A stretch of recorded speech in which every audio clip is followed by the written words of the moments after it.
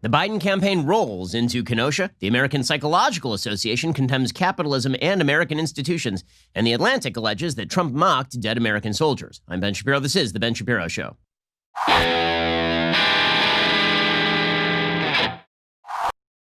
The Ben Shapiro Show is sponsored by ExpressVPN. You have a right to privacy protected at expressvpn.com/Ben. Okay, well, actually, we can begin this morning with some actual good news. So the United States did add 1.4 million jobs in August. That means that the unemployment rate ticked down to 8.4%, which it was down like 1.8% because it was it was 10.2% in July. So that means that we are looking at what looks like a V-shaped recovery. It is not, in fact, a U-shaped recovery or a W-shaped recovery. And as the economy continues to open, you're going to see more and more job growth, which may be one of the reasons why Democrats in many of these states are a little bit hesitant to open the economy. After all, they can blame bad economic conditions on President Trump. If the economy starts to recover, well, that may alleviate a lot of the concerns about President Trump's presidency. You see this with Joe Biden, who is constantly suggesting that schools are closed because Trump botched COVID, and that businesses are closed because Trump botched COVID. Well, what happens if New York and New Jersey reopen because it turns out that the virus is basically dead there? And then the economy starts to really boom again because it was booming up until the minute that COVID hit. Well, that would give Trump a pretty strong point going into the election. And you have to suspect that some of these Democratic governors know this, that they will be blamed politically if more people die from COVID. But they can always blame Trump if the economy continues to be slow because they are keeping the economy locked down. Now, the media are trying to downplay these numbers. They're trying to suggest that the numbers are disappointing. They are not, in fact, disappointing. The unemployment rate fell to 8.4%, down from 14.7% in April and 10.2% in July. The drop, according to the New York Times, brings the rate below the peak of the last recession a decade ago when unemployment briefly hit 10%. Joblessness is still higher than the peak of many past recessions, of course. The figure for August job growth was buoyed by the hiring of close to 240,000 temporary workers for the 2020 census, most of whom will be laid off when the census canvassing ends later this month. Private sector payrolls, which were not affected by the census, rose by 1 million in August, down from 1.5 million in July. So it seems to be slowing a little bit, but that's again because the reopening has been slowed. I mean, New York City still says that they're not going to open any of the restaurants, like pretty much ever, even though there are 0 cases of death in Manhattan from COVID right now, which again suggests that this is far more political. A few podcasts ago, I went through all the unemployment stats and how it matches up with the lockdown stats. Bottom line is this: the more you locked down your state, the worse your unemployment numbers. So California has really bad unemployment numbers. New York has really bad unemployment numbers. New Jersey has really bad unemployment numbers. Texas, not so much. Florida, not so much. Arizona, not so much. And if you look in the Midwest, the unemployment numbers actually still look fairly decent. This is all a result of lockdown politics. And again, lockdown policy is bad. There is no evidence that lockdowns actually prevent people from dying of COVID. All they do is slow the spread a little bit. And then when you reopen, then the spread increases again, which again was what lockdowns were designed to do in the first place. Lockdowns were designed to flatten the curve. Florida locked it down, and then Florida released the lockdown, and they did so in safe fashion. And then the curve rose, and then the curve fell again. And at no point did Florida's system get overwhelmed. Same thing with Texas. That's what lockdown was supposed to do, right? I mean, that's what slow the spread was all about. But now we are told that we have to lock down until the end of time, apparently. One thing I'm deeply fearful of with regard to COVID, honestly, is that things will get better and the media will just fail to report it because the media have a real invested interest at this point in suggesting that things are not getting better with COVID. Yesterday on the program, I had on Dr. Marty Makary from Johns Hopkins University, and he was talking about the development of monoclonal antibodies. So basically the artificial development of antibodies that you can take and can be used as treatment for people who actually come down with COVID. It's a therapeutic. It's not a vaccine. His suggestion was that by the end of this month or the beginning of next month, that there could be solid studies on monoclonal antibodies such that they become a course of treatment for COVID that could theoretically bring the death rates down below the flu. The question is going to be whether that is even allowed to be reported. Remember, throughout this pandemic, if at any point you make any comparison between COVID and the flu, even to suggest that for young people, the flu is more deadly than COVID, which it is, right? If you're under the age of 20, flu is significantly more deadly than COVID. If you say that, then people will suggest that you're downplaying COVID. And the media will try to browbeat you into silence about all of that. Even if you're being perfectly accurate about the data, even if you say that it's more deadly, COVID is, than the flu for people between the ages of 20 and death, essentially. But it's not particularly deadly for people under the age of 20, and it's not particularly deadly for people who are young and healthy, which is, again, true. People will suggest that you're downplaying the impact of the virus. So what happens if it turns out that the medical community comes up with therapeutics that are actually quite effective absent vaccine, such that we can all get back to work, and then the media suggests that things are still just as bad as ever? I mean, the alarmism that is now going around about what's going to happen post-Labor Day is pretty impressive from the media. They're saying, oh, there's going to be this massive second wave after Labor Day. Again, we've seen massive rallies in the streets for months on end in former hotspots like New York and New Jersey and Washington, D.C. And the cases of hospitalization and death have not really increased all that much. And the reason for that is because where it burned through, the virus basically has burned through. What we are seeing, there's yet to be evidence of a second wave anywhere. What we are watching is first waves that are hitting particular communities. Right? If there's a community that was locked down and then it opens, then there is a wave, right? As the virus moves into a community with basically fresh blood, then people die in that community. People get hospitalized and die if you don't protect the elderly and the vulnerable. If, however, you're talking about areas where the virus has already moved through, you're not seeing an uptick in those areas. In Italy, northern Italy got hit real hard. Northern Italy is fine now. Southern Italy is seeing a wave right now. In the UK, you're seeing an increase in cases, but it's mostly among young and healthy populations. Is that supposed to be a disaster area or something? So bottom line is this. There may be, in fact, be a political interest for politicians in keeping the lockdowns going, particularly if you're a Democrat. But there's no reason to continue these lockdowns, particularly in a lot of the Democratic areas that were originally hard hit in the first place. They should have to make an affirmative case why they need to continue to lock down when the virus is not particularly affecting their communities. This is particularly true, again, in New York, New Jersey, Massachusetts, Washington, D.C., and other heavily Democratic areas. Okay, we're going to get to Joe Biden going to Kenosha because this is the campaign is now all about how both campaigns are responding to racial questions. And we'll get to Biden in Kenosha. It was not a good appearance by Joe Biden in Kenosha. The media pretended it was. I mean, the media bias is extraordinary in this election cycle. Worse than I've ever seen it. I remember the Obama years. I remember when they just walked around carrying a drool cup for Obama. And now they actually are physically carrying an actual drool cup for Joe Biden to drool into if you're the media. It's pretty impressive. We'll get to that in just one moment. First, let us talk about the best way to watch TV. So the fact is, if you have cable TV because you want Fox News or something, you're spending way too much money for your cable package, like a lot too much money for your cable package. This is why you need Fubo TV. Fubo TV is how you should be watching TV. You can get everything you want all in one place for less than the cost of cable. Fubo TV will bring you over 100 channels, cloud DVR, no hidden fees. You can stream your favorite shows on your TV or any other smart device. You can do it to your phone. They have the major broadcast and cable networks, so you can find all your shows, including live sports, news, and primetime TV. With Fubo TV, you get all of your favorite network shows, whether it's This Is Us or The Bachelor. You also get the Premier League or the NBA. You get all your sports that you could possibly want and the news channels. So you get Fox News on there as well. There is no risk to try it out. Get full access to Fubo TV for 7 days for free. A few years ago, before streaming was ubiquitous, it made some sense to subscribe to cable. But, I mean, it's time for you to cut the cord and get all the channels that you could possibly want through Fubo TV. Right now, Fubo TV is offering our listeners the 7-day free trial and 15% off your first month by going to FuboTV.com/Ben. There are no contracts. You can cancel anytime. You're going to save a bundle over what you would be paying for cable. My parents have already worked on cutting the cord and going to Fubo TV because, honestly, it's got all the channels they need. And why do they need to pay for a bunch of channels they are not watching?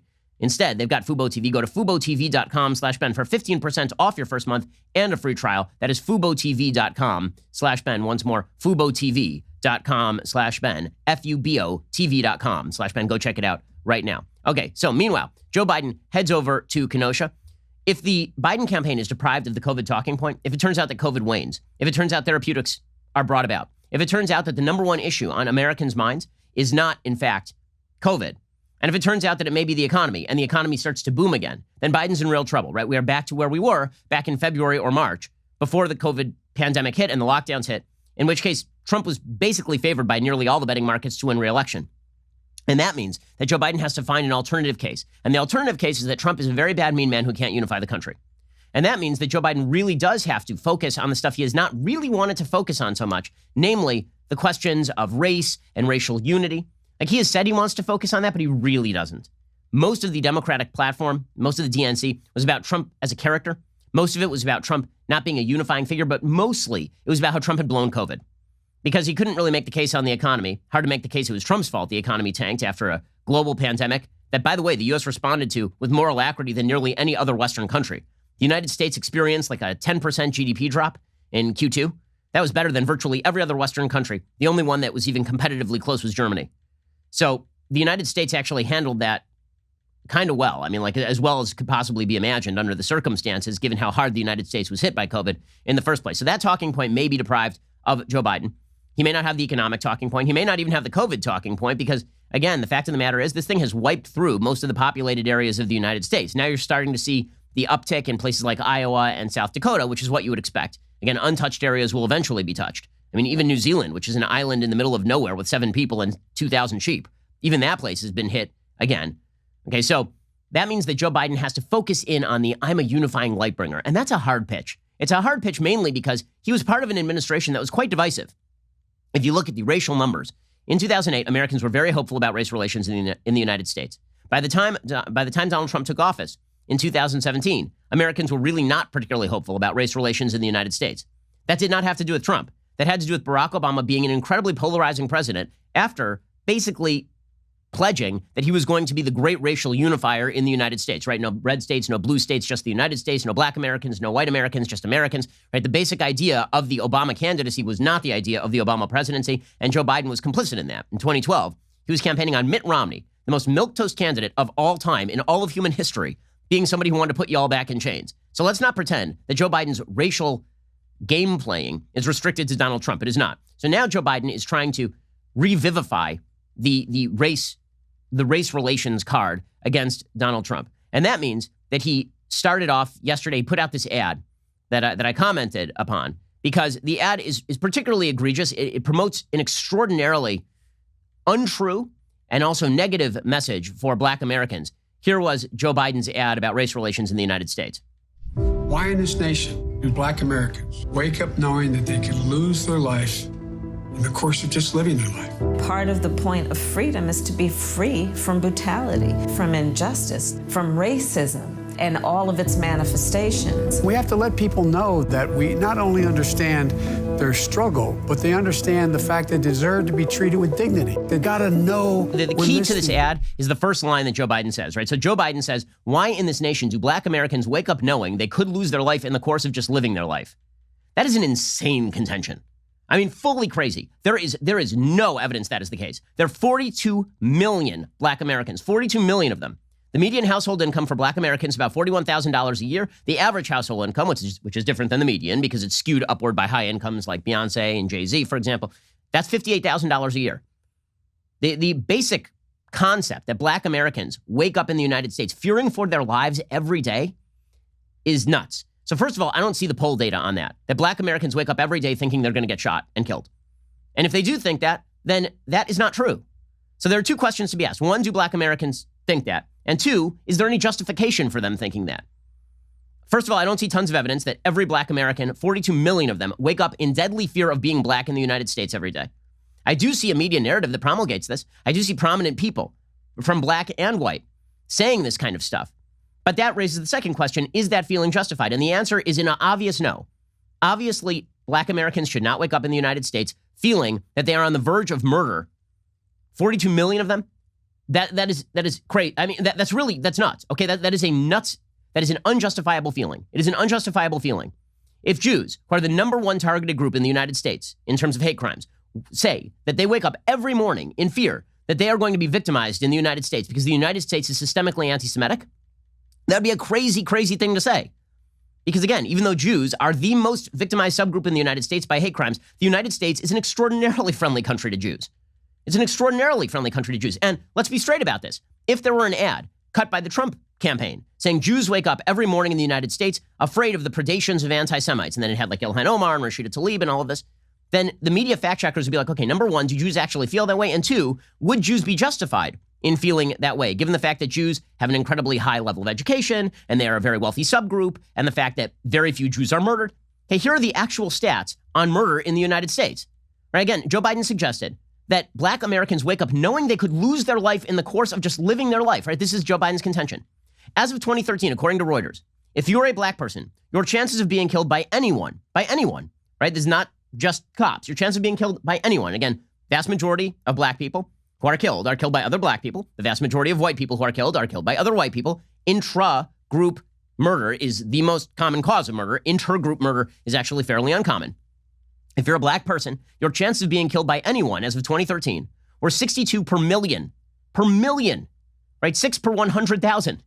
Your chances of being murdered by a white person were 5 per million. 5 per million. Okay, according to the Washington Post database of police shootings, 14 black Americans were shot while unarmed by the police in 2019. 14. which amounts to a rate of 3 per 10 million. 3 per 10 million. 1 per 3.333 million. That is the rate of being shot unarmed by the cops. So if you wake up is there any person in America who wakes up thinking about their 1 in 3.4 million chance? Their 1 in 3.3 million chance of dying that day? No one thinks that way. No one does risk assessment that way. But because the media have blown up every racial narrative in the country to extraordinary proportions, that's the real reason. So if a lot of black Americans feel like they're on the verge of murder in the United States, that is solely due to media malfeasance. That is not due to any statistical reality at all. Now, in a normal world, what we would do is we would say, okay, the media malfeasance should stop. Because this is actually really, really damaging stuff. How harmful is it for 42 million? Let's assume that what Biden says is true. How harmful is it for 42 million Americans, some 13% of the entire American population, to believe that they live on the verge of being murdered by the other 87% of the population every day? How damaging is that to children who believe that they are waking up in a country where they could be murdered for their skin color alone? How damaging is that, particularly if it's not true? It's a really damaging thing. And not only is it damaging to black Americans to believe that they are falsely believe that they are living in a country that seeks to persecute them and harm them, it is damaging to the entire body politic. Because either you agree with that, in which case you want to wreck all the systems that have provided American prosperity, security, and freedom, or you disagree with it, in which case presumably you are labeled unempathetic and uncaring. Which is why, honestly, so I tweeted out, what is the evidence that black Americans, all 42 million of them, wake up knowing they could be murdered just for being black? What is the evidence to justify this proposition? This led Catherine Watson, who's a White House reporter for CBS News, a White House reporter, to tweet, maybe white people should sit this one out. She is literally a reporter. Her job is to journalism. That is some epic journalisming right there. Now, as a journalist, wouldn't you want to ask whether a proposition is true if a political candidate for president is making it? Wouldn't you want to ask whether it is true that black Americans fear on a daily basis being murdered for their race? Or whether that is a justified feeling? I mean, isn't that your actual job? But according to Catherine Watson, you literally should not report on this. You shouldn't fact check anything that Joe Biden says. By the way, there's a great irony to this. She says maybe white people should sit this one out. I noticed Joe Biden's kind of white, didn't you? Joe Biden, a little bit white. So she's fine with Joe Biden spouting nonsense. She's fine with Joe Biden promulgating a narrative that is incredibly damaging to the United States and to black Americans in the United States, because he's a white person saying the right kinds of things. So it really isn't about the race of the person asking the question. It's really about the question itself. And this is going to lead to an impasse in American politics and an impasse in American life. We'll get to that impasse in just 1 second. First, let's talk about the fact that, you really never think about your phone. You bring it into the bathroom and you you're on the phone while you're going to the bathroom, or you're just walking around your daily life. You're touching things, then you touch your phone, then you put it to your face. You really, really need to make sure these days, particularly, that your phone is sanitized. Whatever you touch on the phone, that gets passed to your hands, that gets touched to your face, gets touched to your ear. Okay, you got to clean your phone. And this is why you need phone soap. Phone soap is the original, patented, and clinically proven UVC phone sanitizer. They've been making phone sanitizer for the past decade. Phone soap uses UVC light and their patented, clinically proven technology to kill 99.99% of germs like E. coli, salmonella, and the cold and flu virus. By the way, there's a big difference between, there's some people who will say that they sanitize like 99% of germs on some parts of your phone, but phone soap surrounds the entire phone with the UV light, so they achieve 99.99% disinfection, which means they're killing basically 100 times more bacteria than just 99%, because it's a factorial. Phone soap can sanitize and charge your phone in as little as 5 minutes. Phone soap is the only consumer UV sanitizer with a 360-degree disinfectant chamber. It uses 2 pieces of quartz glass, which is important, to suspend your phone, making sure that all sides are disinfected. It was featured on Shark Tank. You may have seen it there. For a limited time, go to phonesoap.com and use the code Shapiro to save 15% and receive free shipping. I mean, these days, you don't want the germs on your phone. That is a vector for transmission of disease. Phone Soap offers a lifetime warranty on their bulbs. Go to phonesoap.com. Remember to use the code Shapiro. That is phonesoap.com today. Phonesoap.com. Remember to use the code Shapiro and save 15% off and free shipping. Okay, so when Joe Biden makes the claim that 42 million black Americans are living in abject fear of being murdered in the United States, just killed, going about their daily business in the United States, we should ask, number one, whether black Americans really feel that way. And two, you do have to ask the question, whether even if people feel a thing, that feeling is justified. When it comes to individuals, they're individuals who have depression or a perception of victimhood. It used to be that a school of psychology suggested that you were there to reinforce, right? You were there to have them tell you the Freudian stories about their childhood that made them think this way and all of this. And then there came something in psychology called cognitive behavioral therapy. And this is something that Jonathan Haidt and Greg Lukianoff have talked about Jonathan Haidt, of course, the sociologist from NYU. Cognitive behavioral therapy is the basic idea that you come in and you complain that something bad is happening in your life and you're really depressed about it. And what the therapist does, instead of just legitimizing your feelings, you lie on the couch and you do talk therapy. Instead of that, the therapist will say, is it possible you're misinterpreting that? Is it possible that you are taking a situation and misinterpreting it? The whole goal is to intervene in your own thought process so that you stop being depressed. Because instead of you just talking about your depression, which actually makes you more depressed, and your victimology, which makes you more victimized, instead, the question is, maybe you've misinterpreted that. Or maybe there's a way around that. Or maybe you should stop your thought process in the middle, right? It's cognitive behavioral therapy. You intervene into the thought process to stop this chain of thoughts, to break the chain of thoughts that leads to depression and leads to malaise and leads to, all the things that you don't want in your life. If you want to be an empowered human being, you can't think like you can't think like a victim. You cannot, particularly if the evidence doesn't justify it. So asking whether the evidence justifies the contention that Black Americans are being ground under the heel every day, the grinding racism of American life, you have to ask whether there's material basis for that. And everybody should ask that question about their own life too. Okay, this is true for every individual of every race. If you walk around in your life thinking, I am victimized, you have to ask, by whom? And how can that be solved? Or is it possible that I am misinterpreting things? Or is it possible that everybody has obstacles in their life and we just have to overcome those obstacles? The beauty, however, politically speaking, of blaming a system is that you never have to look to your own individual action. Responsibility never falls upon you. Instead, responsibility falls on the system writ large. And we have now created, via identity politics, a system for barring the question itself. And that tweet from Catherine Watson is so telling, right? You're not supposed to ask the question. You're not. If you're white, you're not supposed to ask the question at all, right? You're not supposed to talk at all, unless you're asking the kind of question that Catherine Watson wants you to ask. You're never supposed to engage in this sort of therapy because the only people who can think about whether they truly have a reason to feel victimized are the people who feel that. Okay, but that is not a way to achieve any sort of political end. That locks all of us in our little individual boxes, unable to communicate with one another. It's the opposite of empathy. The idea here is that empathy is putting yourself in somebody else's shoes.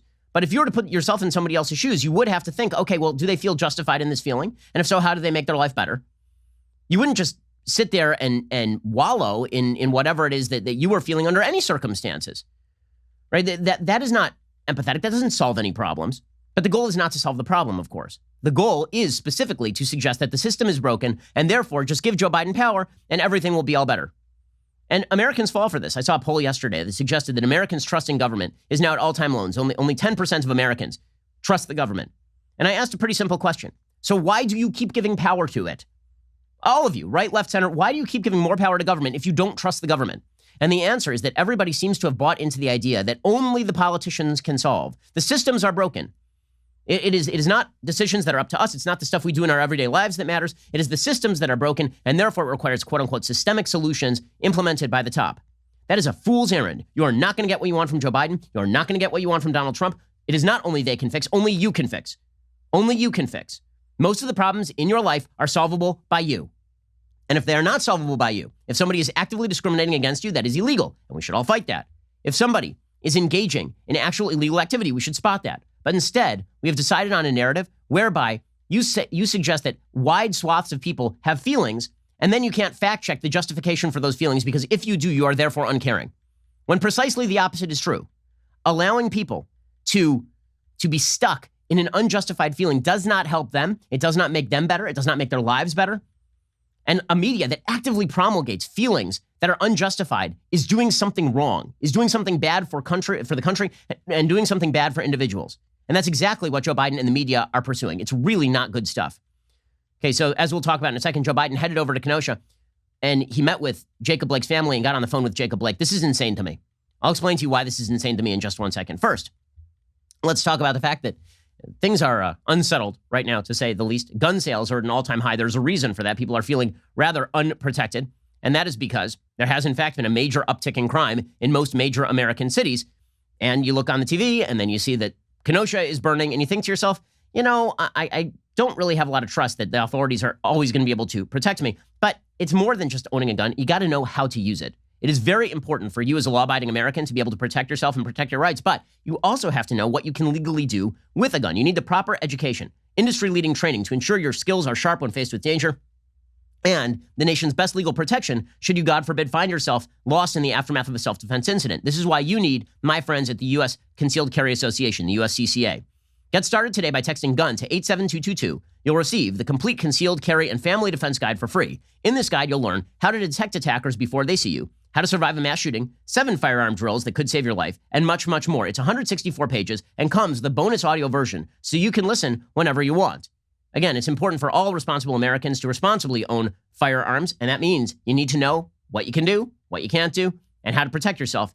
In addition, if you text today, you'll be entered to win $1,000 to put toward a gun of your choice that you can use to protect your family. Text GUN, G-U-N, to 87222 right now. Get involved with USCCA and get their concealed carry and family defense guide for free. Again, text GUN to 87222 right now to get started. Okay, so Joe Biden heads over to Kenosha, and in heading over to Kenosha, he meets not with local business owners, because that's what Trump did, right? He met with the people who were actually victimized in Kenosha. And when I say actually victimized, I am specifically saying there is no evidence to suggest that Jacob Blake was, quote unquote, victimized by the police.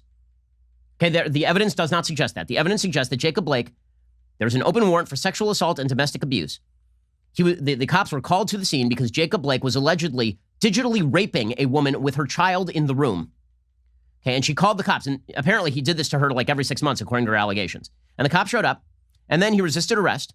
He was tased twice. He shrugged off the cops. He walked around to the driver's side of the car. They had their guns drawn. They were ordering him to comply. He did not. He reached into the car, and then they found a knife on the floorboard of the driver's side of the car, and they shot him. Okay, that is what is called a justified shoot by any legal definition. Okay, unless there is some news breaking, that is called a justified shooting. It doesn't matter to Joe Biden, though, because again, the narrative must prevail.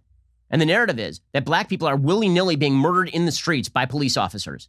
That 42 million black Americans should live their life. They are justified in believing that they should live their life in abject fear of a system that is out to get them. The evidence that I have seen is that Jacob Blake, the man who was shot, is a bad human being. The reason I say he is a bad human being is because I do not think that good human beings digitally rape women in front of their children. Okay, just a wild theory I have. So the fact that he is calling a guy who is allegedly a rapist, okay, who had 3 children in the back of the car, he left his kids in the car and then went into this woman's house to digitally rape her allegedly. That does not sound like the kind of person a presidential candidate should get on the phone with, nor does it sound like he should really be in the house with the parents of this person. Because again, there is no evidence that the cops were unjustified in the shooting at this point. It doesn't matter to Joe Biden. He says they should be tried anyway, right? He says they should be charged anyway. Legal expert Joe Biden. He met with the parents of Jacob Blake, who, by the way, the father is apparently a rabid anti-Semite.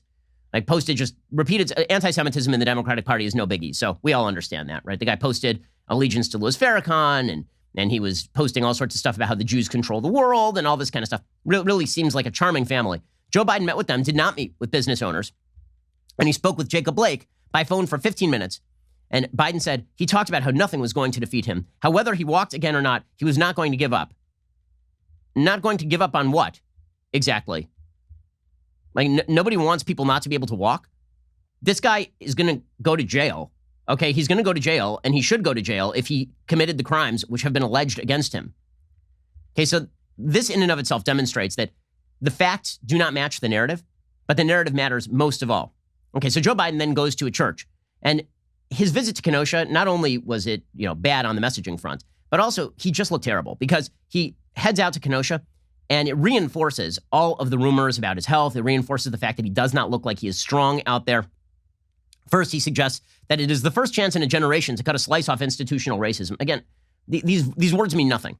Understand that when people say institutional racism, most of the time they don't know what they are referring to. The term institutional racism was coined by Stokely Carmichael, the former head of the Black Panther Party, and it was specifically designed to shift the definition of racism from what we all understand racism to be, namely the belief in the inferiority or superiority of a particular group of people based on their race. It shifted that definition into any system that creates inequality is racist, which is an illogical and evidence-free system of identifying racism, because literally every system provides for inequality between groups. There is no system that has no inequality between groups. It does not exist, unless you're talking about a system that provides only abject poverty for everyone. Okay, but Joe Biden is saying mush-mouth crazy words, right? He says, this is the first chance in a generation to cut a slice off institutional racism. There's so many contradictions here. First of all, I don't know what the hell he means. Second of all, wasn't he vice president 4 years ago? Why wasn't that in operation? Why wasn't that an opportunity to cut a slice off institutional racism? Hasn't he been in government his entire adult life? Didn't he enter Congress? Didn't he enter the Senate at age 30? Right? And he's now 97 years old. So why is, like, what is he, like, this is, I'm sorry, this is so evidence-free and so contrary to any shred, any iota of logic that it boggles the mind. Here is Joe Biden saying a silly thing. This is the first chance we've had in a generation, in my view, to deal and cut another slice off institutional racism toward getting to the place where it changes. And by the way, the main reason why I'm optimistic, because of your generation, black, white, Hispanic, and Asian American. Did you ever think you'd turn on a TV? You're much younger than I am, but you're a little older than she is. Did you ever think you'd turn on the TV and roughly 2 out of 3 ads would be biracial couples selling a product? What in the world is this? What is this old coot talking about? I mean, really, what is this old coot talking about? Did I ever turn on the TV and think that we'd see the middle of Melrose Avenue shut down by Antifa while people in the media cheer? I didn't think that. Okay, but the real story of Biden's visit to Kenosha, after all, was the fact that he is a doddering old fool. I mean, he just is. I'm sorry. He says silly things all the time. It is completely ignored. How bad was this? Apparently, the questioners here were being handed scripts. Not kidding. Okay, I'm not alleging this. One of the questioners is alleging this. So here's a young woman from Kenosha, a young black woman from Kenosha, and she literally gets up and she says, I was told to read from this piece of paper, but I'm going to ask you an actual question. Who gave her a piece of paper and told her to read from a piece of paper to Joe Biden? I mean, Joe Biden was pretty much reading from a script the entire time because he cannot be allowed off the script. No wonder Nancy Pelosi doesn't want him to debate Trump. Here's this woman basically letting the cat out of the bag here. I'm just going to be honest, Mr. Biden. I was told to go off this paper, but I can't. You need the truth. And I'm part of the truth. I was born here, raised here, first 8th grade class of the school that was named after his mother. So I have to give you the truth of the people. And the truth of the matter is we are heavily angry. Okay, so the fact that he's handing people scripts to read to him, wow. And you can see why, because here are some more of the wonderful moments from this Kenosha visit. So Joe Biden is talking about his tax plan, and he literally stops while speaking in Kenosha. Remember, this whole thing was led off by a media report about Jacob Blake being shot. He literally stops in the middle of explaining his tax plan and says, they'll shoot me. Not a great look here, old Joe. 19 corporations making $1 billion apiece don't pay a single penny in taxes. I'm not going to punish anybody, but everybody should pay a fair share. And I can lay out for you, I won't now because they'll shoot me, but here's the deal. Oh, God. I pay for every single thing I'm proposing without raising your taxes 1 penny. If you make less than $400,000, you're not going to get a penny tax, and you're going to get a tax cut if you make under $125,000. Okay, that's not true, actually, but it doesn't matter. The bottom line is saying they'll shoot me if I talk about my tax plan in Kenosha is awkward. And then he tells a young man to sit down because you're getting too antsy. I mean, crotchety old coot Joe Biden here. Don't worry, guys, he's perfectly stable. The most at-risk generation for the first time in American history is the Z generation. They have the greatest degree of anxiety of any generation all the way up the scale, no matter where they are. We've also learned, and I'll end with this. I know you're getting too antsy. Sit down, man. No, I get it. Okay? Here. How do I do that? Here's Right? the last How do I thing. stop that? But this is important. Here's the deal. Young whippersnapper is getting. Here's the deal. Young whippersnapper is getting too antsy. Okay, and then Joe Biden teaches us history. And honestly, he should know the history better than this because he was around when the light bulb was invented. He actually interned in Thomas Edison's office, apparently. But here is Joe Biden radically botching American history because, again, he is not good at this at all. People fear that which is different. We gotta, for example, why in God's name don't we teach history in history classes? A black man invented the light bulb, not a white guy named Edison. Okay? There's so much. Did anybody know before what's recently happened? No, that's not true. I mean, I'm sorry, but that's not. I mean, Thomas Edison didn't invent the light bulb. Louis Latimer is the person he's talking about, and he perfected the carbon filament, which is an important thing, but you don't have to be like, Thomas Edison didn't exist. He was a figment of our imagination. It was actually a black man who invented the light bulb. Wasn't it like enough to, like the carbon filament's pretty important. They were using, what, platinum filaments before that, which would have been super duper expensive? Tungsten. So that's like an important thing. I feel like that's important enough you don't have to rewrite the history. But Joe Biden he also, just in the middle of this thing, he's like, what am I doing now? He's doddering around the stage, but wait till you see the media reaction to this, because basically of an old white man who spent his entire career doing nothing. Like, honestly, if he wants to talk about, at a certain point, he's like, we should talk about black contributions to white American life. If he wants to talk about black contributions to white American life, he is example 1A of a white man who has benefited from a black man, okay? Joe Biden would be an obscure, no-name, ridiculous, much-mocked senator from Delaware if it were not for the fact that that Barack Obama plucked him from obscurity and made him his VP. Would this guy be a presidential candidate? Are you kidding me? He'd run like 83 times in the past and couldn't get more than 2.5 votes. And they were all members of his family.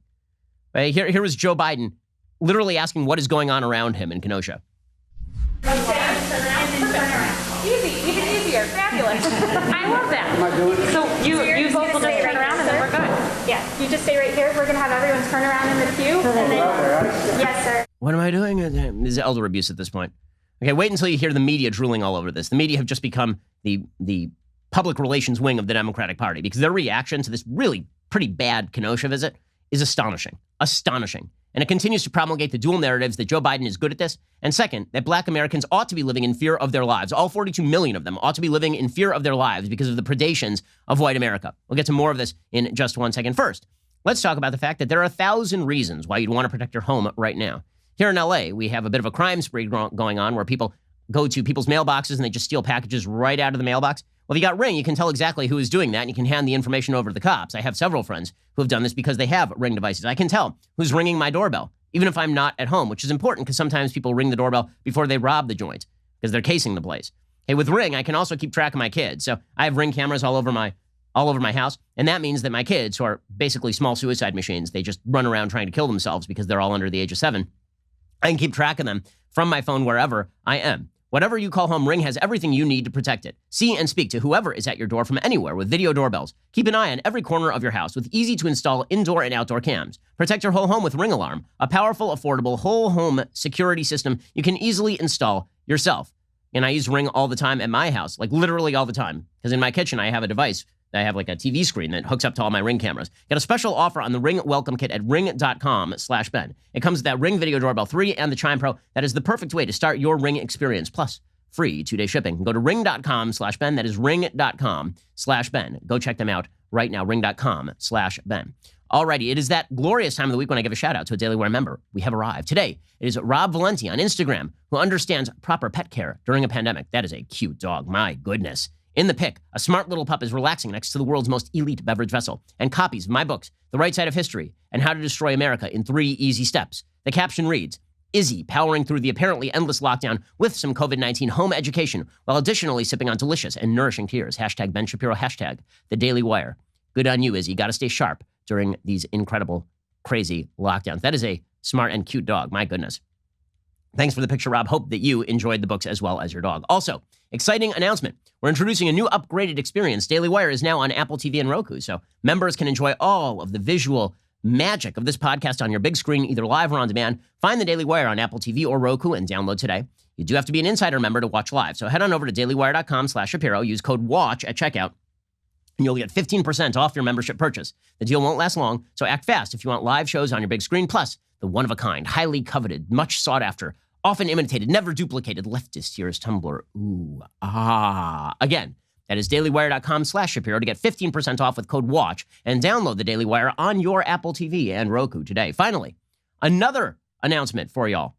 The Ben Shapiro Show Sunday Special. It's back and better than ever this week with an all-new episode featuring Candace Owens. We'll be talking about the 2020 election, George Floyd, Cardi B, tons of other good stuff. So don't miss out this Sunday, September 6th. You're listening to the largest, fastest-growing conservative podcast in the nation.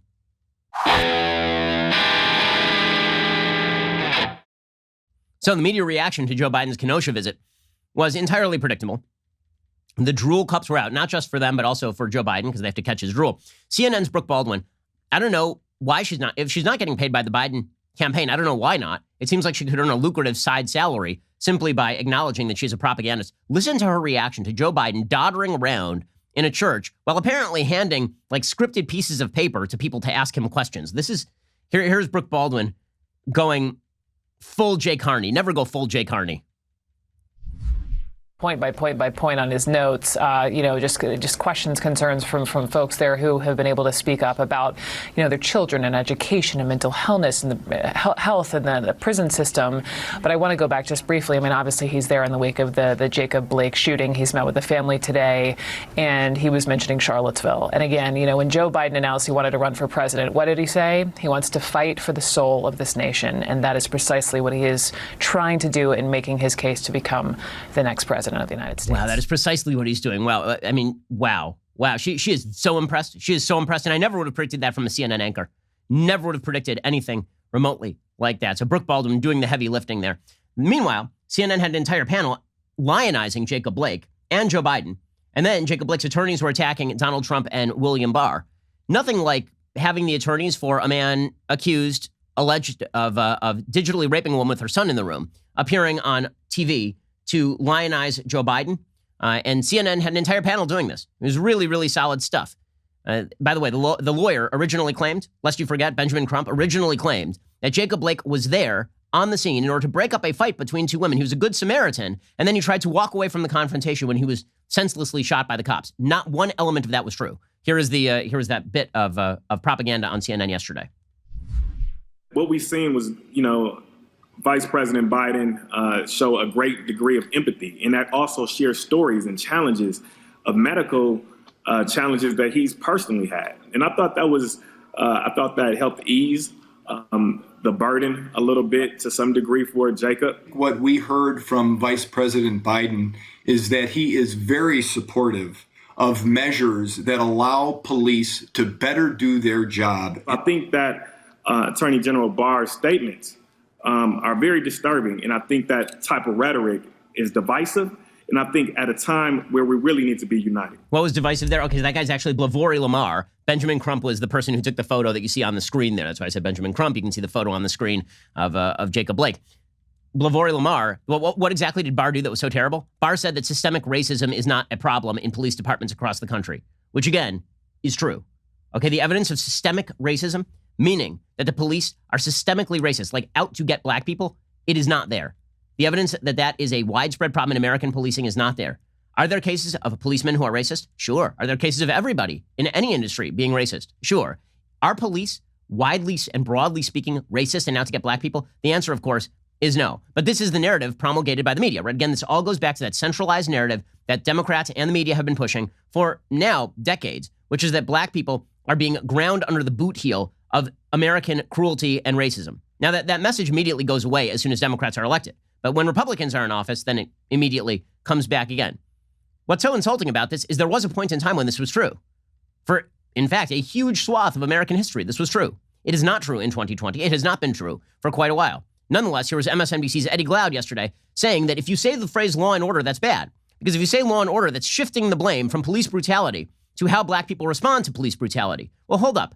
If you're responding to false allegations of police brutality by burning a city, it seems to me that law and order is pretty important. And it turns out that law and order is mostly important for people living in communities where law and order is not observed. If you're living in a poor, impoverished community, what you need is property rights and individual rights protected. Law and order should be important to everyone. It is the precondition for a civilized society. But Eddie Glaude says if you say law and order, it's because you're a racist. When we hear the language of law and order, we need to understand its origin. It has everything to do with shifting the blame and focus from the violence of police to how black people respond to the violence that they experience. So when we think about all of the urban unrest in the 20th century, 90% of that urban unrest, Chris, has been a response to police violence. 90%. And so what we do is we respond to the quote unquote looting and the violence, but we never address the underlying cause. Okay, this is so crazy that you're not allowed to talk about law and order because somehow you're a racist if you mention law and order, according to Eddie Glaude. And this narrative, again, is promulgated in every circumstance, regardless of the surrounding fact pattern. So, for example, there was a low-level unrest in Washington, D.C. over the last couple of nights after there was a man named Deon Kay who was shot. Okay, he was an 18-year-old. He was shot by a D.C. police officer. He died shortly afterward in a nearby hospital. And then he immediately became part of the pantheon of say their name. Right? Protesters sprung into action. They went to the house of D.C. Mayor Muriel Bowser, who, of course, had tried to appease the mob and be part of the mob by painting giant letters on the street and renaming plazas and all of this. So they initially seized on reports that a black man was unjustifiably shot by the cops. And then the tape came out, and it turns out that this guy was running from the cops. He was not, in fact, shot in the back, as the original allegation suggested. He was shot directly in the front because he was carrying a handgun at the time. What's a cop supposed to do? Like stand there and wait for the suspect to raise the handgun and shoot him? Here is the actual tape of what happened with Deon Kay. Here are the cops arriving, if you can't see this, and they are chasing the suspect. Okay, and then they see the suspect. The suspect comes around the corner, and he has a gun, right? And then they go and they find the gun. And so it looks like maybe he was trying to throw the gun, but you have no idea. When somebody comes at you with a gun, what are you supposed to do? Wait to see like which angle his arm is going to come at? According to townhall.com, police say officers were responding to a live stream on social media of a man brandishing a firearm. The officers recognized the young man from their previous encounters with the individual. According to the chief, Kay was a validated gang member. When officers arrived and approached the car, 2 of the 4 occupants fled on foot. Body cam footage of the incident captures Deon Kay raising a gun as he runs toward a Hispanic officer. The officer then fires a single shot at Kay, striking him in the chest. And 2 people who complied with the cops, of course, were arrested without injury, which is what typically happens. Right? Remember, even in the George Floyd situation, there were other people in the car, nothing happened to them. And meanwhile, another fact pattern that is now being used as an evidence of systemic American racism. 7 police officers have been suspended in Rochester after the death of Daniel Prude. We talked about this case a little bit yesterday. This is a case in which there was a black man who was apparently high on PCP, and it was suspected that he was suffocated to death by the officers. According to the New York Times, the man, Daniel Prude, was having a psychotic episode. Apparently, he'd been hospitalized for suicidal ideation earlier in the day and then released. He was handcuffed by officers running naked in the streets in the middle of a freezing night. You can actually see the snow coming down in the video. Prude began spitting and claiming out loud that he had COVID-19. This is the beginning of the COVID crisis. And then they put what was called a spit sock over his head. Those are mesh bags, okay? They don't suffocate you. They are mesh bags. You can breathe through them. When he tried to rise, the officers force Prude face down on the ground. One of them pushes his head to the pavement. Prude was held down by the police for 2 minutes and then later had to be resuscitated. The accusation is, of course, that they asphyxiated him. Okay, now, there's one problem with this. The EMT arrives, and then they're focusing in on the fact that one of the officers has his knee on the guy's back. Now, that is, throughout the United States, an approved procedure. Okay, this is true for George Floyd, too. It's an approved police procedure dealing with a condition called excited delirium. Okay, excited delirium is a medically known condition. And in fact, when the EMT arrives on scene, the EMT says, guys, this is a case of excited delirium. Right? Like he's trying to comfort them. He says, this isn't your fault. Now, the media have also said that they're laughing at him. The man makes some sort of comment about his penis, and they start laughing at the comment because it's kind of funny. They're not sitting there laughing at the man's condition. Okay, that's not what the video actually shows. In any case, excited delirium has now been mistaken in several cases for police brutality. Here's an article from the Western Journal of Emergency Medicine, circa 2011, from Professor Asia Takuchi of the University of California, San Diego School of Medicine, Terrence Ahern from the Keck School of Medicine at USC, and Sean Henderson from the Keck School of Medicine at USC about excited delirium. Here is how they describe the condition of excited delirium. Excited or agitated delirium, which again was named by the officers in this case, also in the George Floyd case, is characterized by agitation, aggression, acute distress, and sudden death, often in the pre-hospital care setting. It is typically associated with the use of drugs that alter dopamine processing, hyperthermia, and most notably, sometimes with death of the affected person in the custody of law enforcement. Subjects typically die from cardiopulmonary arrest, although the cause is debated. So in fact, what they're saying is that basically, excited delirium happens to a lot of people, but it very often is the reason why the cops are called, because you will see somebody acting extraordinarily erratically, aggressively. You'll see people acting with agitation. It's associated with drugs like, for example, fentanyl in the case of George Floyd, or in this particular case, drugs like PCP. Hyperthermia, right? Hypothermia is where you're too cold. Hyperthermia is where you're too hot, which might be one reason why this unfortunate guy was walking around naked in the snow. Subjects typically die from cardiopulmonary arrest, right? They die of a heart attack, essentially. And then people mistakenly attribute that to the restraints that the officers are using. I mean, they literally say this in a 2011 article. These are doctors, right? These are medical doctors, so we're following the science here. So one of the things that they say is EXD, right, excited delirium, has gained increasing public attention recently due to the number of post-mortem explanations offered by medical examiners regarding the death of individuals being restrained by police or being taken into custody. Authors of one review article found enough evidence in the literature to suggest that excited delirium might represent the clinical spectrum of rhabdomyolysis and neuroleptic malignant syndrome might represent the clinical spectrum of a single disease. They say that very often medical examiners mistakenly attribute the deaths to asphyxia in these particular cases, but in fact, in most cases of excited delirium, people die without having encountered the police. Since the victims sometimes die in police custody, says this study, the most widely publicized proposed causes of death in EXD are taser use and positional asphyxia. No study thus far has been able to demonstrate a causal relationship between taser use and subsequent individual's death. Also, supporters of the positional asphyxia hypothesis postulate that an anoxic death results from the combination of increased oxygen demand with a failure to maintain a patent airway or inhibition of the chest wall. But the positional asphyxia theory has been refuted by a series of articles exploring the effect of PRMP on ventilatory capacity and arterial blood gases. Okay, so basically what this article says is that people suddenly die after exhibiting excited delirium, and it is generally not the suppression of the officers that leads to it.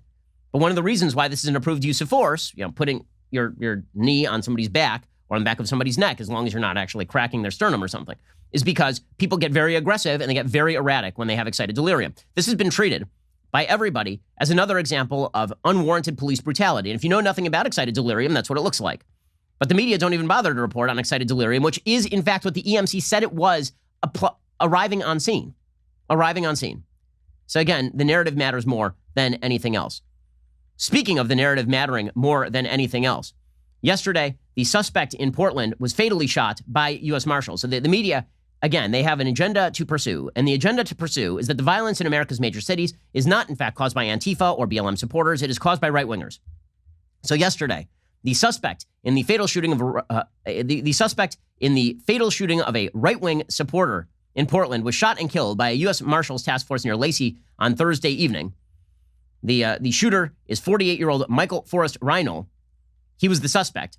He murdered a man who was a Patriot Prayer guy.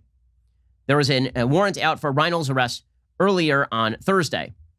And apparently, the suspect came out of the car. He was carrying a gun. He apparently fired shots at the officers, and then they shot him. So he was pronounced dead at the scene. Now, earlier in the day, Vice found the guy, and they interviewed him, and they simply allowed him to propagandize about how he was actually attempting to lower the temperature and how he shot this man in self-defense. There's no evidence that he shot the man in self-defense. I mean, the evidence is pretty clear, in fact, on tape, that he's just a patent murderer. Here was the suspect. This is obviously before being shot. Lots of lawyers suggest that I shouldn't even be saying anything, but I feel it's important that the world at least gets a little bit of what's really going on, because there's been a lot of propaganda put out there. I had no choice. I mean, I had a choice. I could have sat there and watched them kill a friend of mine of color, but I wasn't going to do that. There's no evidence that the man who was shot was about to kill a person of color. None. Okay, so then this guy, apparently he has a rifle and he gets into some sort of gun battle with the cops, and then he gets shot. I need to read you how the New York Times characterizes this, because it is incredible. It is incredible. This guy is an Antifa member. He characterized himself as 100% Antifa, who had been arrested prior on a gun violation, like in early July. He was let off with no charges in Multnomah County, and then he went and murdered somebody. Here's how the New York Times reported this story. Quote, suspect in fatal Portland shooting is killed by officers during arrest. Law enforcement agents killed Michael Forrest Reinl while trying to arrest him, 4 officials said. He was being investigated in the fatal shooting of a supporter of a far-right group. So just to be straight, in the subhead, there's no mention of Antifa. There's no mention of Black Lives Matter. The only political affiliation is the victim, right? The only person whose politics the New York Times cares about, apparently, is the victim. It's amazing. Here's the first paragraph. Law enforcement agents shot and killed an Antifa supporter on Thursday as they moved to arrest him in the fatal shooting of a right-wing activist who was part of a pro-Trump caravan in Portland, Oregon, officials said. The suspect, Michael Forrest Reinl, 48, was shot by officers from a federally led fugitive task force during the encounter in Washington state. Okay, buried down further in the interview, they went and they interviewed a bunch of this guy's friends. And according to this guy's friends, he was a wonderful man. Okay, here is the way that the New York Times reports on his death. Okay, and again, all evidence is that he murdered somebody in cold blood by shooting him point blank. Okay, quote, as part of the protesters' security team during the demonstrations, Mr. Reinol's role included intercepting potential agitators and helping calm conflicts, fellow protesters said. Nightly, he would break up fights, said Randall McCorkle, a regular at the demonstrations, who said he became close friends with Reinol as they wore on. He wanted change so badly, he said. His death, he said, would likely inspire others to continue the movement for police reform. I was going to say radicalize, but galvanize is a better word, he said. Honestly, I'm going to try to step into his shoes. Reese Monson, a local leader in the protest movement, who also helped organize security, said all the people who helped with security in Portland, including Reinhold, were trained on de-escalation. He was excellent at that, said Mr. Monson. Mr. Monson said security designees have been trained to approach potential agitators and politely ask them to leave. They've also been trained on how to conduct physical removals, but are cautioned to try to avoid such measures because they can cause situations to escalate. Mr. Monson said Mr. Reinhold would often come over to discuss how to handle potential agitators appropriately. He was literally a guardian angel, said Teal Linseth, one of the main organizers of the Portland protest. He would protect you no matter what. Early on Friday, Miss Linseth spray-painted a tribute to Mr. Reinhold on the street in front of the police precinct where demonstrators were gathered. Long live Mike, she wrote, the best ally ever. It is only at this point that the New York Times says, on July 5th, he was charged with resisting arrest and possession of a loaded firearm. And he showed a bloodied arm to a journalist with Bloomberg and said he'd been shot while intervening in a fight at the end of July. I mean, it's amazing. So the New York Times just runs cover for a guy who pretty obviously was a murderer. And this is your wonderful media. The narrative has overtaken nearly all of America's major institutions. We're in the middle of a cultural revolution. It is a cultural revolution in which America's major institutions, ranging from political parties to media outlets to even places like the APA, have the American Psychological Association, have been overtaken by politics. And it undermines their credibility as experts, by the way. I'm not going to listen to the quote-unquote experts unless they actually demonstrate expertise in the subject area that they purport to proclaim expertise. Okay, the American Psychological Association, I'm supposed to believe their designations in the DSM that a man who believes he is a woman is not, in fact, suffering from any sort of mental condition or mental illness. I'm supposed to believe that. I'm going to believe that from the same people at the APA who now suggest that capitalism is racist. These are the experts, guys. Very scientific people. Super scientific. The president of the American Psychological Association, which represents psychologists in the United States, accused the United States of harboring a racism pandemic. The president of the Association of Black Psychologists stated, quote, every institution in America is born from the blood of white supremacist ideology and capitalism, and that's the disease, according to a press release released by the APA. This is so scientific. The experts are telling you guys, we're in the middle of a racism pandemic, and every institution in America is racist, and so is capitalism. The statements were made by APA President Sandra Schulman and ABPSI President Theopia Jackson Schulman said, we are living in a racism pandemic, which is taking a heavy psychological toll on our African-American citizens. The health consequences are dire. Racism is associated with a host of psychological consequences, including depression, anxiety, and other serious, sometimes debilitating conditions, including post-traumatic stress disorder and substance use disorders. Moreover, stress caused by racism can contribute to the development of cardiovascular and other physical diseases. Research shows that compared with whites, black feel more negative stereotype threats and more racial profiling when interacting with the police. So we need to have a conversation. The APA is addressing these issues. Okay, this is so anti-scientific, it boggles the mind. In their further sources cited, they cite the garbage book, Robin DiAngelo's White Fragility. So the Cultural Revolution has now overtaken, quote-unquote, institutions of science. Meanwhile, Elizabeth Warren wants to use those institutions of science in order to use the government to cram down her purported messages. Warren has now joined forces with Representative Ayanna Pressley, who was encouraging violence 5 seconds ago, and Representative Barbara Lee of California to promote the Anti-Racism in Public Health Act, which would put COVID-19 restrictions in the same square as Black Lives Matter protests. Warren said in a statement, it's time we start treating structural racism like we would treat any other public health problem or disease. Oh, you mean a thing that you can't define? You want to treat like an actual disease? You mean you want to use the power of the CDC in order to go after people who you purport to be, who you claim are racist, without any evidence that they're actually racist? Because remember, structural racism does not require racist intent or actual racist policy. It just requires disparate impact. So she wants to create a national center for anti-racism at the Centers for Disease Control and Prevention to research and explore racism's health impacts. They also want to create a law enforcement violence prevention program at the CDC as a bulwark against police brutality. Because when I think of Center for Disease Control, first thing I think is law enforcement violence prevention program. Pretty incredible stuff here from Elizabeth Warren. So all major institutions will be turned toward the narrative. Over at USC, how far have they turned at the universities toward this narrative? Here's how far they've turned it at the universities toward this narrative. Over the last couple of days, a man named Greg Patton, a professor of clinical business communication at USC, was suspended from his job. Why? Because he had this to say. He literally was talking about how people use filler words in different languages. And he mentioned a filler word in Chinese.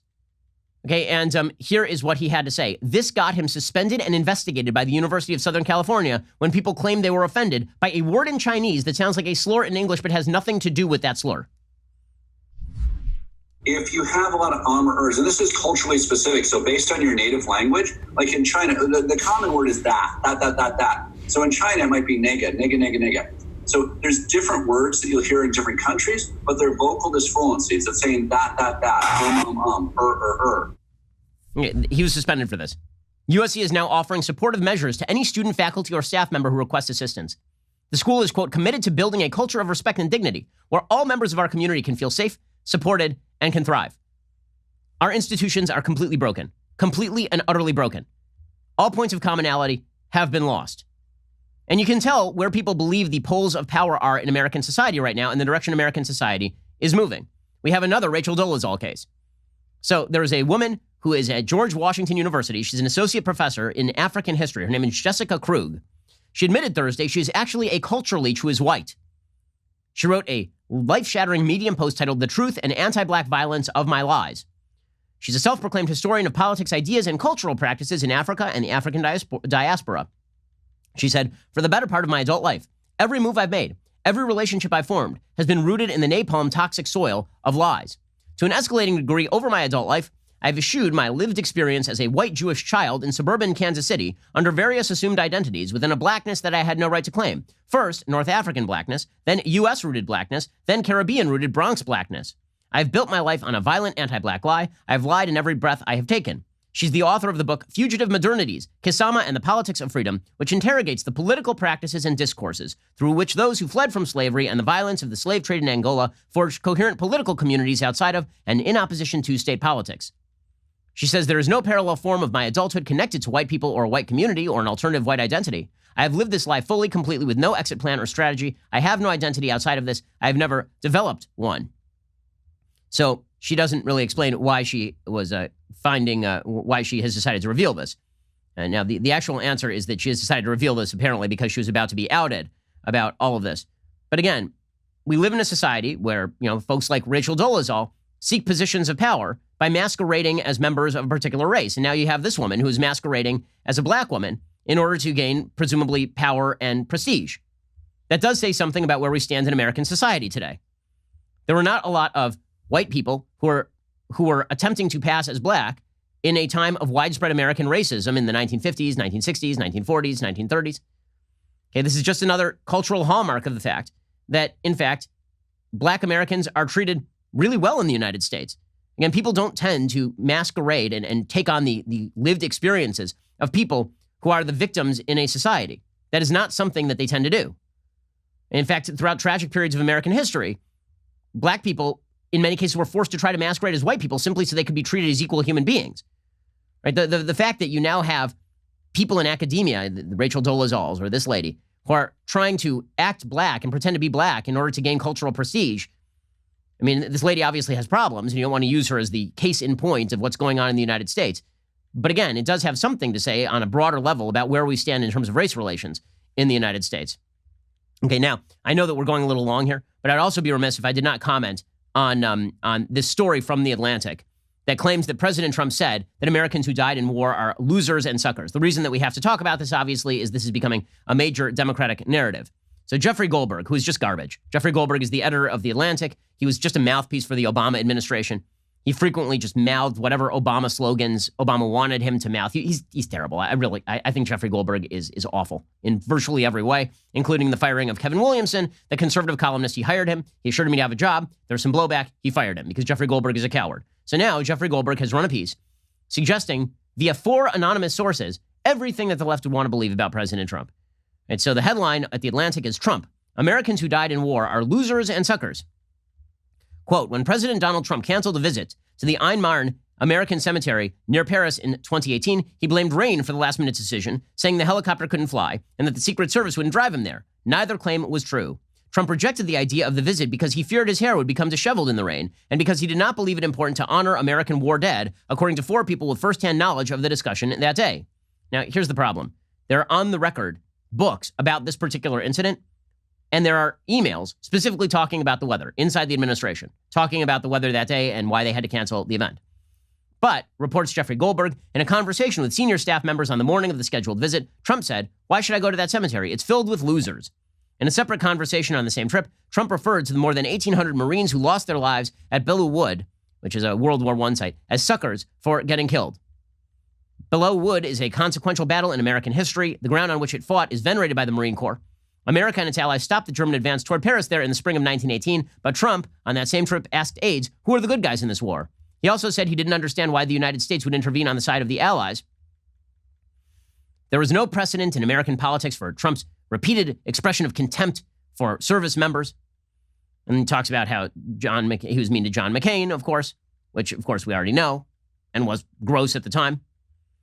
But according to 4 different sources, he just craps all over dead soldiers and soldiers who have been wounded in the line of duty. According to The Atlantic, on Memorial Day 2017, Trump visited Arlington National Cemetery, a short drive from the White House. He was accompanied on this visit by John Kelly, who was then the Secretary of Homeland Security and who would a short time later be named White House Chief of Staff. The 2 men were set to visit Section 60, the 14-acre area of the cemetery that is burial ground for those killed in America's most recent wars. Kelly's son Robert is buried in Section 60. A first lieutenant in the Marine Corps, Robert Kelly was killed in 2010 in Afghanistan. He was 29. Trump was supposed to join Kelly in paying respects at his son's graves, but according to sources with knowledge of the visit, Trump, while standing by the grave, turned directly to his father and said, "I don't get it. What was in it for them?" Kelly, who declined to comment for the story, initially believed, people close to him said, that Trump was making a ham-handed reference to the selflessness of America's all-volunteer force, but later he came to realize that Trump simply does not understand non-transactional life choices. He can't fathom the idea of doing something for someone other than himself, one of Kelly's friends, a retired 4-star general, told me. Okay, so now it's not even that Kelly, that he said something bad to Kelly. It's that Kelly interpreted in a way that was bad, but didn't go on the record. So you have 4 sources saying that he is mean to dead and wounded soldiers, none of whom would go on the record. None of whom would go on the record. And this is being used by the Democrats to go after Donald Trump. Trump has denied all of these allegations, of course, but it doesn't matter. So long as a source is, so long as there's an unnamed source, the media will believe anything that confirms their narrative. This is why the Michael Wolff book became a bestseller, even though apparently it was completely full of crap. The media have fact-checking standards in which they will go after Donald Trump for nearly anything, but they won't fact-check themselves or request that anybody go on the record if you're going to make a shocking allegation, like the sitting president of the United States goes around calling dead and wounded American soldiers suckers and losers. Very high standards from our media these days. Alrighty, we'll be back here later today with 2 additional hours of content. Otherwise, please, I say this every single Friday, try not to burn down the country. You guys keep ignoring me, and it's getting worse. And so I'm going to give you a timeout if you don't stop this. Otherwise, we'll see you here on Monday. I'm Ben Shapiro. This is The Ben Shapiro Show. The Ben Shapiro Show is produced by Colton Haas. Our technical director is Austin Stevens. Executive producer, Jeremy Boring. Our supervising producers are Mathis Glover and Robert Sterling. Assistant director, Pavel Wydowski. Our associate producer is Nick Sheehan. The show is edited by Adam Sayevitz. Audio mixed by Mike Koromina. Hair and makeup is by Nika Geneva. The Ben Shapiro Show is a Daily Wire production. Copyright Daily Wire 2020.